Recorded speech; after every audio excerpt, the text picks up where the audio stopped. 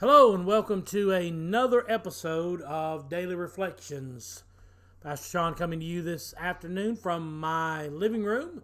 We are test driving a new camera and a new microphone. Very excited about that, and so we hope that you enjoy today's lesson. It's been a beautiful day.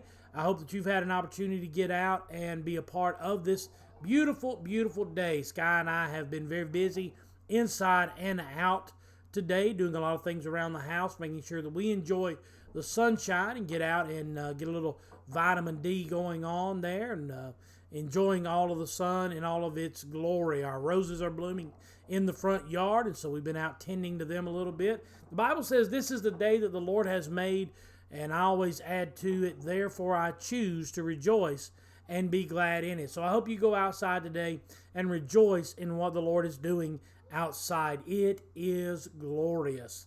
It is gorgeous out there. So get out and enjoy a little bit more of the sunshine before the sun goes down this afternoon. Hey, we're going to talk tonight about something we've been talking about over the last couple of days. We've been talking about friends and mentors and teachability and different things of that nature. And I want to continue on with that theme tonight as well. The Bible says that in order for a man to have friends, if a man wants to have friends, he must first show himself friendly. The one thing that that people are looking for out of people who are Christians is a joy about us, a friendliness about us, a compassion about us, a love about us. But one of the things that we need to show is we need to show friendliness. We need to be friendly to other people. Like I said, if you want to have friends, you must be first friendly. When I was in the 6th grade, our parents changed schools. We changed schools from Dalton Christian School to Valley Point Middle School. I started going to the middle school. My sister went to the elementary school. And I walked in on the first day of 6th grade not knowing anybody because none of the people who we had gone to school with went or lived in our district. And so none of them were going to go to school with us. So I walked into 6th grade not knowing a soul. And I walked into homeroom and a fellow walked up to me and started talking with me and was very, very friendly. Very nice guy. And I instantly became friends with him, and he and I grew up together, and his name was Andy Babb. And Andy and I are still friends to this day. I can call him up tonight, and I can meet him in Dalton, and we can go to Chili's and eat together, or to a steakhouse, or to a Mexican restaurant, or whatever. We can go. I can call him this afternoon, and tomorrow we'll be on the golf course at Knob North playing golf. He's that kind of friend that if I had just going to go hang out and do some stuff, he would do that. If I had a problem, I could call him and I could talk with him and share my heart with him, and it wouldn't go any further than him. He and I have been friends since 6th grade. And the reason that he and I have been friends for so long is because he was friendly. And in 6th, 7th, and 8th grade, I was a little backwards. I was a little shy. I was a little odd. I weighed about 45 to 50 pounds. No, I weighed more than that. But I was a little skinny kid and wore my hair straight down in a page boy there. And I was a little odd. But Andy made friends with me, and he taught me how to be friendly. So by the time I got to 9th grade, 10th grade, on into my junior and senior year, I was very, very well liked and had a whole lot of friends.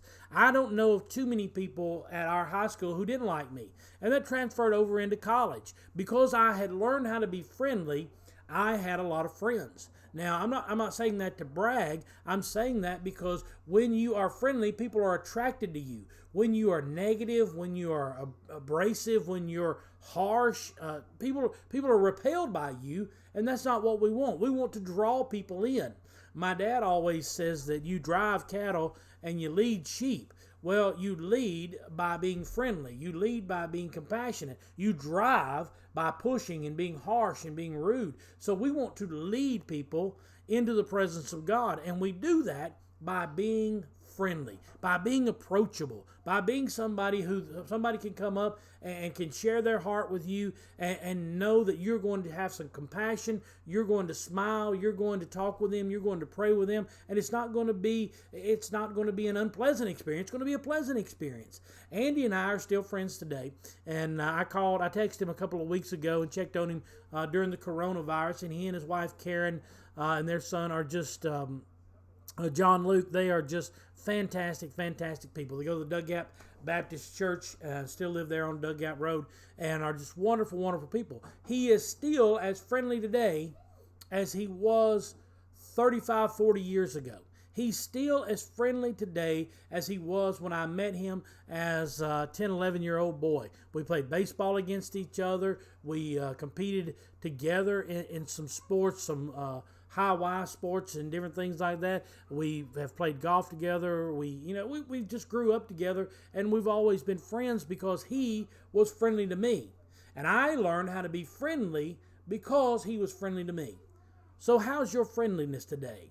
I know that's an odd thing to ask. That's an odd question to pose.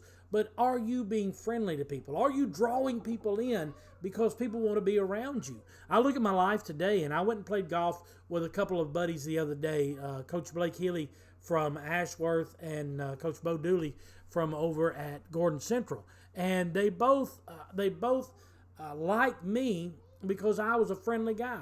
I went out of my way to speak to both of them. The first one was Blake, and Blake and I became friends. He shared with me that he was a Christian, and I was subbing for another teacher, and I was in Blake's classroom, and I showed him some friendliness. I showed him that I was outgoing, easy, laid back, fun to be around, and he and I became fast friends. And in the same way, I was at Gordon Central, and I was working in another department, and I met Coach Dooley. I'd subbed for him a couple of times, and then I ended up meeting him, and then ended up working in the same department he did as a sub, and he and I became fast friends and are still friends today.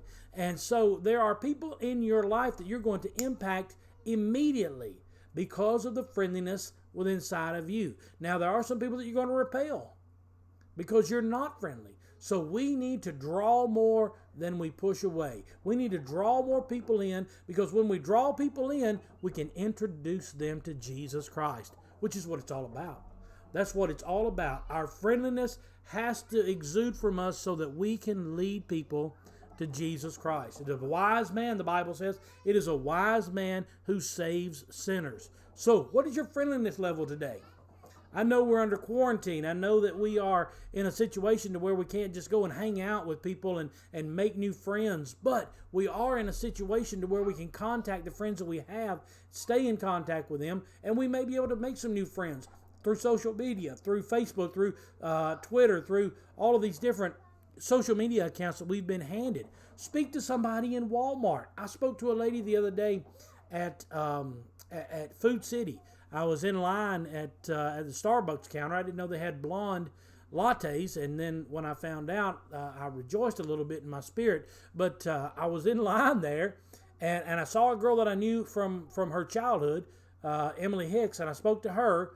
And then I started talking with the lady behind the counter, and turns out I knew the lady behind the counter, or she knew me, and I kind of acquainted myself with her a little bit. And it was all because I was willing to be a little friendly. I was willing to carry on a conversation. I was willing to look over at Hicks and give her a thumbs up, and just, it was just something spontaneous. But there has to be some friendliness inside of you that comes out so that people will want to be around you, so that people will be attracted to you.